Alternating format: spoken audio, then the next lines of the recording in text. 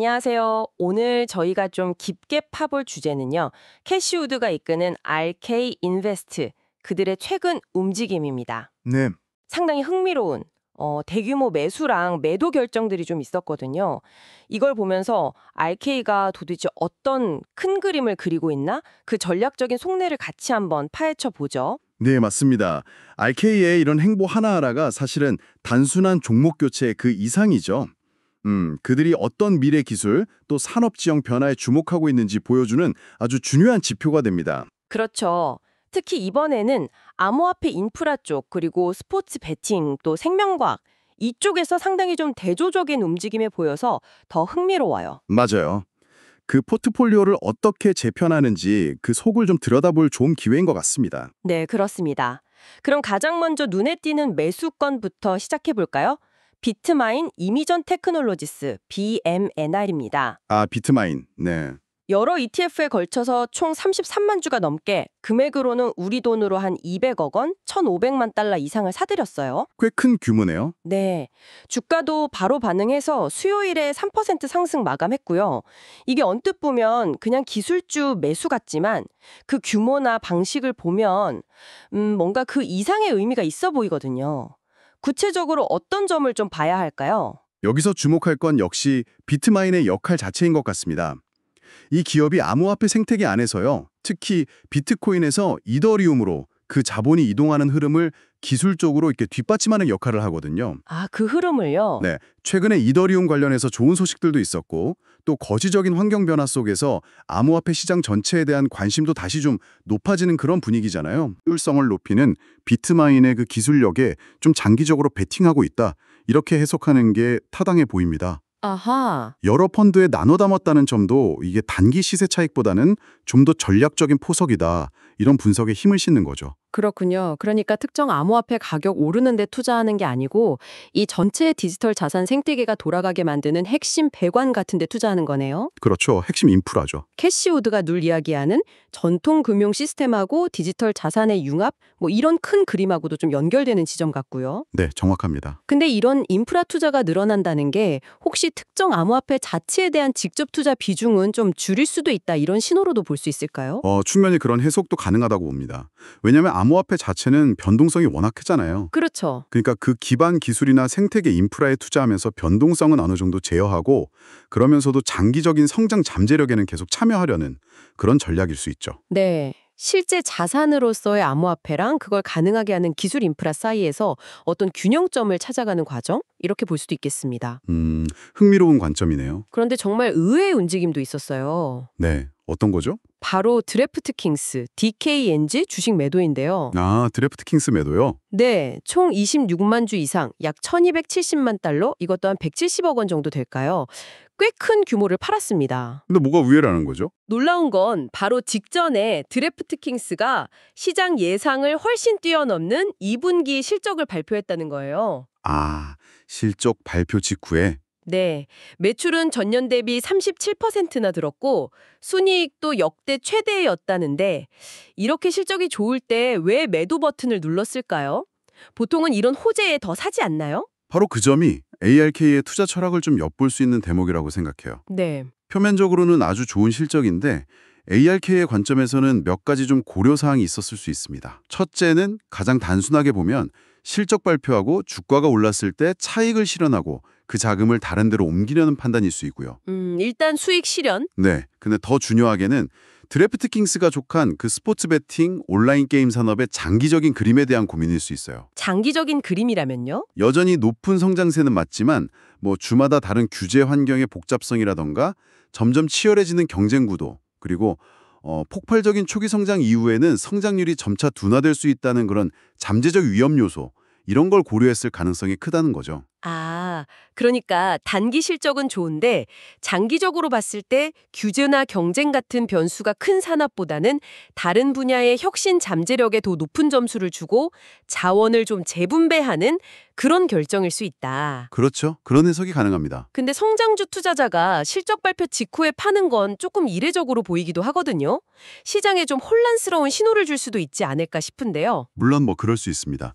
하지만 ARK는 종종 시장의 단기적인 반응보다는 자기들이 정의한 파괴적 혁신이라는 그 기준에 따라서 움직이는 경향을 보여왔잖아요. 네, 그랬죠. 드래프트킹스가 뭐 나쁜 회사다 이런 의미라기보다는 ARK가 가진 한정된 자원을 배분할 때 현재 시점에서는 다른 투자처, 예를 들면 아까 본 비트마인이나 아니면 좀 이따 볼 생명과학 분야, 이쪽이 더 높은 우선순위를 갖게 되었다. 이런 의미로 해석하는 게 더 적절해 보입니다. 아하. 그러니까 절대적인 좋고 나쁨보다는 상대적인 매력도 그리고 기회비용의 관점에서 내린 결정이라는 거죠. 기회비용 관점? 네, 그 설명이 와닿네요.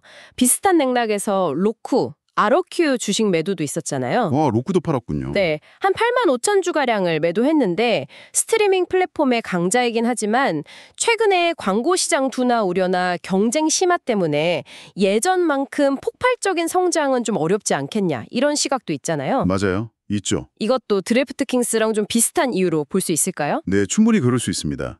로쿠는 여전히 강력한 플랫폼 사업자지만 현재 거시경제 환경, 특히 기업들의 그 광고 예산 집행에 대한 불확실성, 이게 단기적인 실적 전망에 좀 그림자를 드리울 수 있다. 이런 판단이 작용했을 가능성이 높고요.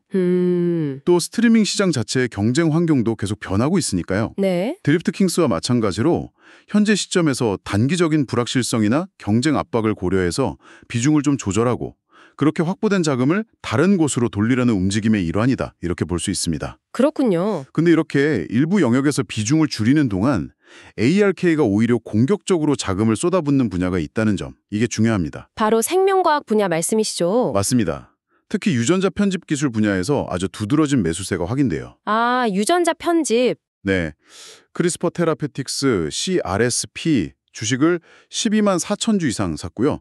인텔리아 테라페틱스 NTLA 주식은 무려 18만 5천 주 이상 사들였습니다. 와, 인텔리아는 정말 많이 샀네요. 네, 금액으로 따지면 상당한 규모의 자금이 이쪽으로 흘러 들어간 거죠. 크리스퍼랑 인텔리아, 둘이라 유전자 편집하면 진짜 가장 먼저 떠오르는 이름들인데요.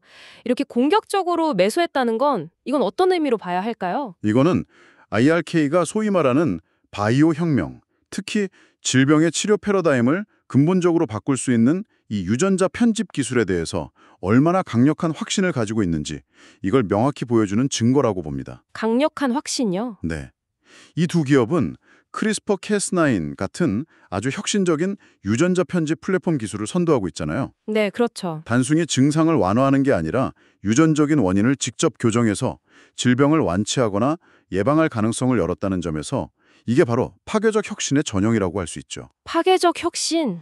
IRK는 종종 이 분야의 잠재적 시장 규모가 뭐 천문학적일 수 있다 이렇게 강조해 왔는데 이번 매수는 그런 장기 비전에 대한 구체적인 항동으로 나타난 거라고 볼 수 있습니다. 듣고 보니 정말 혁신적이긴 하네요. 하지만 이런 기술은 아직 굉장히 초기 단계이고 뭐 임상 성공이나 규제 승인까지 넘어야 할 산이 많지 않습니까? 변동성도 엄청날 텐데요. 정확합니다. 그래서 이게 고위험, 고수익 투자의 전형이라고 할 수 있죠. 그렇죠. 임상 결과 하나하나, 규제 당국의 결정 하나하나에 주가가 정말 크게 출렁일 수 있습니다. 하지만 ARK의 핵심 전략 중 하나가 바로 이런 초기 단계의 파괴적 기술에 장기적인 관점에서 투자하고 그 과정에서의 변동성을 기꺼이 감내하면서 혁신의 과실을 얻겠다는 거잖아요. 네, 맞아요. 그게 ARK 스타일이죠. 네, 그래서 드래프트킹스나 로쿠 같은 종목에서 일부 차익을 실현하거나 비중을 조절해서 확보한 자금을 이런 더 장기적이고 근본적인 혁신 테마에 집중시키는 모습, 이게 ARK의 투자 철학을 아주 잘 보여주는 겁니다. 필요한 건 뭐 엄청난 기술적 이해도도 중요하겠지만 긴 호흡의 인내심이겠죠. 네, 인내심. 자, 그럼 이 모든 움직임들 비트마인 사고, 드래프트킨스랑 로쿠 팔고, 그리고 크리스퍼랑 인텔리아 집중 매수, 이걸 한데 묶어보면 ARK의 현재 전략 방향에 대해서 어떤 결론을 내릴 수 있을까요? 핵심적인 그림은 상당히 명확해 보입니다. ARK는 포트폴리오의 무게중심을 크게 두 개의 축으로 옮기고 있는 것 같아요. 두 개의 축이요? 네, 하나는 디지털 자산 생태계의 근간이 되는 인프라 기술, 다른 하나는 인류의 건강과 생명을 근본적으로 바꿀 수 있는 바이오 혁신, 특히 유전자 편집 기술. 아, 인프라와 바이오 혁신. 네, 이 두 분야에 대해서는 아주 강력한 확신을 가지고 자본을 집중시키고 있는 반면에 단기 실적이 괜찮더라도 경쟁 환경이 치열해지거나 규제 불확실성이 높은 분야, 혹은 자기들이 정의하는 그 파괴적 혁신의 범주에서 좀 벗어나 있다고 판단되는 분야의 비중은 의도적으로 줄여나가고 있는 거죠. 네. 이건 단순히 시장 상황에 반응하는 걸 넘어서 ARK가 그리는 어떤 미래상에 맞춰서 포트폴리오를 능동적으로 재구성하는 과정이다. 이렇게 봐야 합니다. 그렇군요. 그러니까 반기적인 수익 기회를 활용해서 현금을 확보하면서도 그 돈을 그냥 안전자산으로 옮기는 게 아니라 더 큰 미래 가치가 있다고 믿는 핵심 혁신 분야로 과감하게 재투자하고 있다 이 말이네요. 정확합니다. 자, 그럼 듣고 계신 청취자 여러분께 이 시점에서 RAK가 보내는 신호를 정리해 본다면 크게 세 가지 정도로 요약할 수 있을 것 같아요.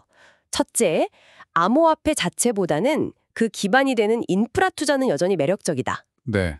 둘째, 현재 잘 나가는 플랫폼 기업이라도 장기적인 경쟁 환경이나 규제 변화 가능성을 고려해서 비중 조절 대상이 될 수 있다. 그렇죠. 셋째, 생명과학, 특히 유전자 편집 같은 최첨단 바이오 기술은 미래를 바꿀 핵심 동력이고 여기에 대해서 강력한 장기 투자를 이어가고 있다. 이렇게 볼 수 있겠네요. 네, 아주 정확한 정리입니다. 이번 일련의 매매는 RAK가 자신들이 믿는 미래 기술 트렌드에 대해 얼마나 선명한 투자 원칙을 가지고 있고 또 그 원칙을 어떻게 실제 포트폴리오 운용에 적용하는지를 잘 보여주는 구체적인 사례라고 할 수 있겠습니다. 네. 단기적인 시장 노이즈에 흔들리기보다는 장기적인 혁신의 방향성에 집중하는 모습이죠. 오늘 RAK 인베스트의 최근 투자 동향을 깊이 들여다보니까 정말 단순한 종목 변경 그 이상의 어떤 전략적인 고민 그리고 미래 산업에 대한 그들의 뚜렷한 관점을 읽을 수 있었습니다. 특히 그 디지털 자산 인프라와 바이오 혁신이라는 두 개의 기동에 대한 강한 믿음이 느껴지는 대목이었네요. 네. 이 내용을 들으신 여러분께서는 어떤 부분이 가장 인상 깊게 다가오셨나요? 혹시 RAK의 다음 행보에 대해 뭔가 떠오르는 예상이 있으신가요? 여기서 한 걸음 더 나아가서 이런 질문을 한번 던져볼 수도 있을 것 같아요. 네. 어떤 질문일까요? ARK가 이렇게 명확하게 미래 기술하고 바이오 쪽에 베팅을 하고 있다면 현재 시장에서는 매우 견고해 보이고 많은 투자자들이 선호하지만 ARK의 그 파괴적 혁신이라는 기준에서 볼 때는 점차 그 중심부에서 멀어지고 있다. 이렇게 판단될 수 있는 또 다른 산업 분야는 과연 무엇일까? 아, 그러니까 지금은 잘 나가지만 ARK의 관점에서는 미래의 중심이 아닐 수 있는 분야. 그렇죠. 예를 들어서 현재 주력 산업 중에 어떤 분야가 미래에는 ARK의 포트폴리오에서 찾아보기 어려워질 수 있을까 하는 그런 질문이죠. 흥미로운 질문이네요. 네, 이건 단순히 ARK의 전략을 분석하는 걸 넘어서 우리 사회와 산업 전반에 불어닥칠 어떤 변화의 방향성에 대해서 더 깊이 좀 성찰하게 만드는 그런 흥미로운 질문이 될 것 같아요.